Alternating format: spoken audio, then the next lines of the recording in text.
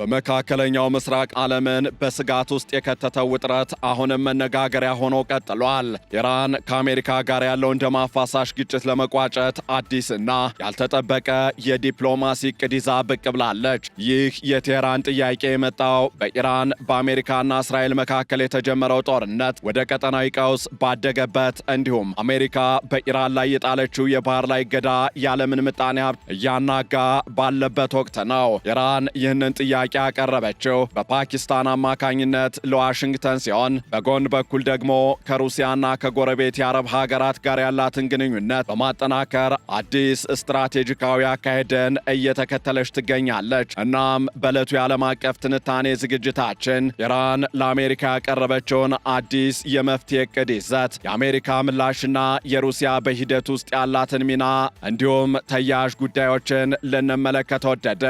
ከዓለም አቀፍ የትንታኔ ዘገባ ዝግጅቱ ጋር ታሪኩ ጋሹ ነኝ።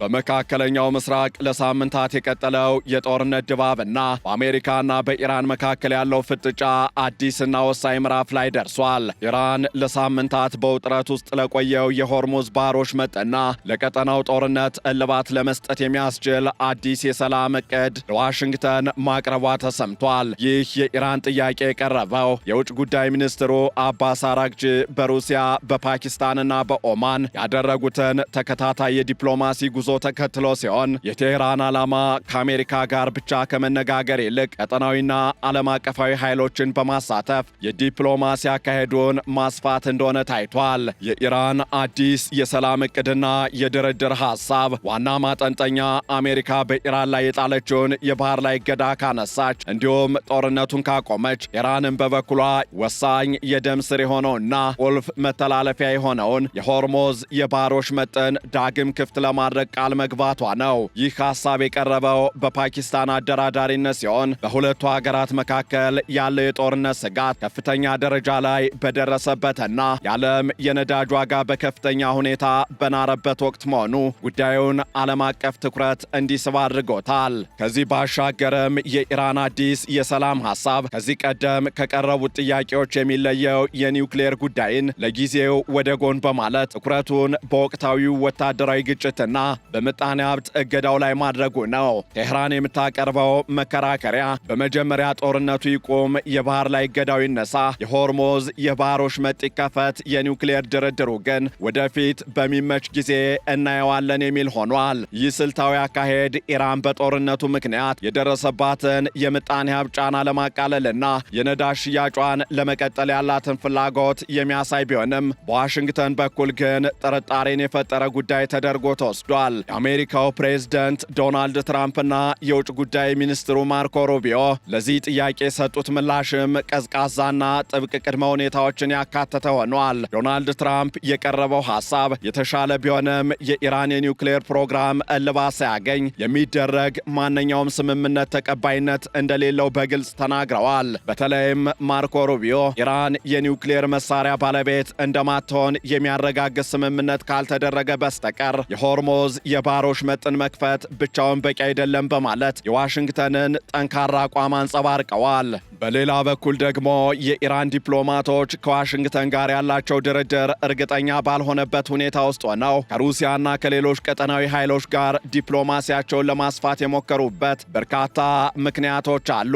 አንደኛው ምክንያት ኢራን ከ2015ቱ የኒውክሌር ስምምነት ወይም ደግሞ በምህጻረ ቃሉ ጄሲፒኦኤ መፍረስ የተማረችው ትምህርት እንደሆነም እየተገለጸ ይገኛል። በወቅቱ አሜሪካ ከስምምነቱ ስትወጣ ኢራን የቀጠናዊ ድጋፍም ሆነ ዋስትና የሚሰጣት ዓለም አቀፍ አጋር አልነበራትም። አሁን ግን ቴህራን እንደ ሩሲያ ያሉ ታላላቅ ኃይሎችን እንዲሁም እንደ ፓኪስታንና ኦማን ያሉ መካከለኛ አደራዳሪዎችን በማሳተፍ አሜሪካ ወደፊት ስምምነቱን ብታፈርስ እንኳን የሚከላከሉላት አጋሮችን ለማፍራት እየጣረች ትመስላለች። በተጨማሪም በሆርሙዝ የባህሮች መጥ መዘጋት ምክንያት ጥቅማቸው የተነካባቸውን የባህረ ሰላጤው ሀገራት ማለትም ሳውዲ አረቢያን፣ ኳታርን እንዲሁም ግብፅን በማነጋገር በዋሽንግተን ላይ ጫና እንዲፈጥሩ ያደረጉት ከፍተኛ የዲፕሎማሲ ሩጫ ኢራን ራሷን ከገለልተኝነት አውጥታ እንደ ሰላም ፈላጊ ተዋናይ ለመታየት የምታደርገውን ጥረት ቁልጭ አድርጎ ያሳያል። በዚህ ሂደት ውስጥ የሩሲያ ሚና እጅግ የጎላና ስልታዊ ሆኖ ተገኝቷል። የኢራኑ የውጭ ጉዳይ ሚኒስትር አባስ አራግቺ በሴንት ፒተርስበርግ ከሩሲያው ፕሬዝደንት ቭላዲሚር ፑቲን ጋር ያደረጉት ውይይት ሩሲያ ለኢራን ያላትን ድጋፍ በድጋሚ ያረጋገጠችበት እንደሆነ ታይቷል። ፕሬዝደንት ቭላዲሚር ፑቲን የኢራን ሕዝብ ለሉዓላዊነቱ የሚያደርገውን ጀግንነት ያደነቁ ሲሆን ሩሲያ ለመካከለኛው ምስራቅ ሰላም አስፈላጊውን ሁሉ እንደምታደርግም ገልጸዋል። ኢራን የሩሲያን ዓለም አቀፍ ተጽዕኖ እንደ ጋሻ እየተጠቀመችበትም ይመስላል። ሩሲያ በተባበሩት መንግስታት ድርጅት የጸጥታው ምክር ቤት ያላትን ድምፅን በድምፅ የመሻር ስልጣን በመጠቀም በኒውክሌር ቴክኒካዊ ድጋፍ ላይ ያላትን ልምድና ከዋሽንግተን ጋር ያላትን ባላንጣነት ለቴህራን ትልቅ ዲፕሎማሲያዊ መደገፊያ ሆኗታል። በተለይም ሩሲያ የኢራንን የበለጸገ ዩራኒየም ወደ ግዛቷ ለማዘዋወር ያቀረበችው ሐሳብ ለኒውክሌር ድርድሩ አንዱ መፍትሄ ተደርጎ እየታየም ይገኛል። ቴህራን ሩሲያን እንደ ጂኦፖለቲካዊ ሚዛን መጠበቂያ በመጠቀም የአሜሪካን ወታደራዊና ምጣኔ ሀብታዊ ጫና ለመቋቋም እየሞከረችም ትገኛለች።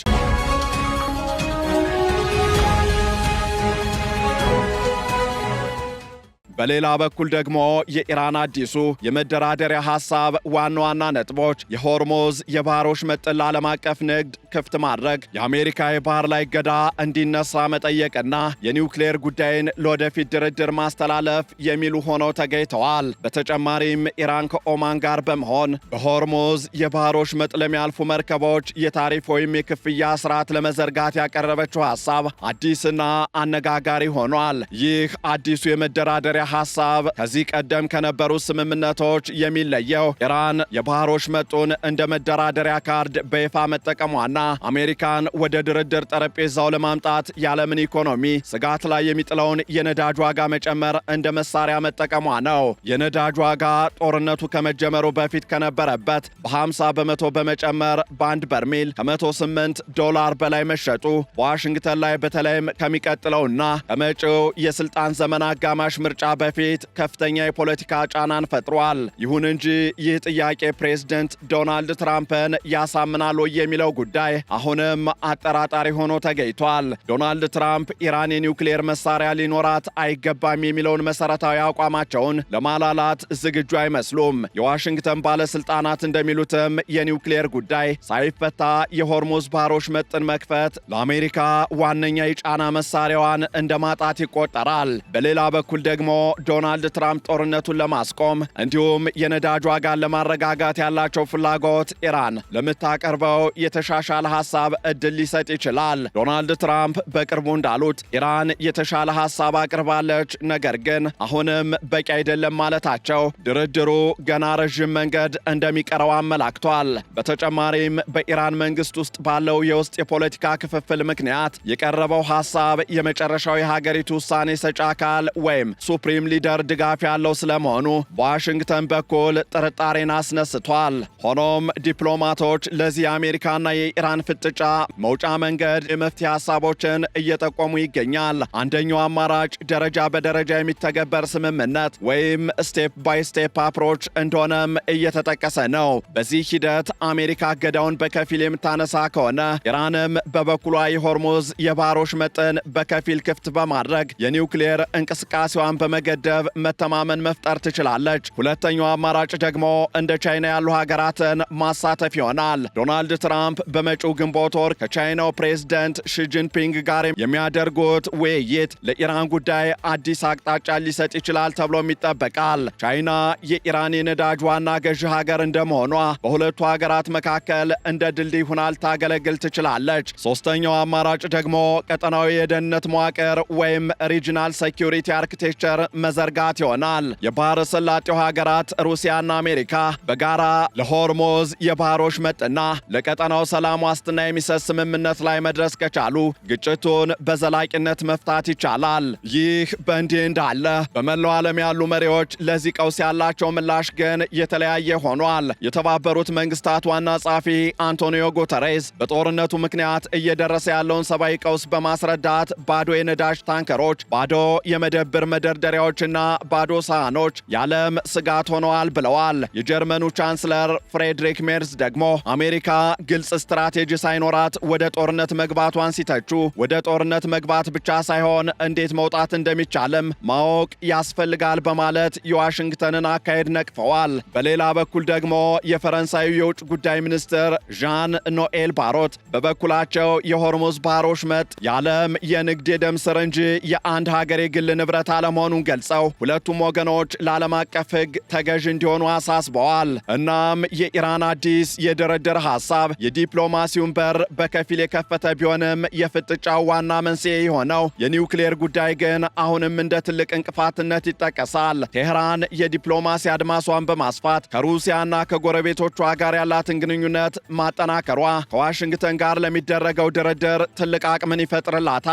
ሆኖም ግን የትራምፕ አስተዳደር ከኒውክሌር ነጻ የሆነች ኢራን የሚለውን ጥብቅ አቋሙን እስካላላላ ድረስ የሆርሙዝ የባህረ ወሽመጥ ውጥረትና የቀጠናው ጦርነት በቀላሉ ልባት ያገኛል ተብሎ አይታሰብም። በመጪው ግንቦት ወር የሚጠበቀው የትራምፕ የቻይና ጉዞና የአሜሪካ የጦርነት ስልጣን ገደብ ወይም ዋር ፓወርስ ሪዞሉሽን ቀነ ገደብ ለዚህ ቀውስ ቀጣይ አቅጣጫ ወሳኝ ምላሽ የሚሰጡ ይሆናሉ።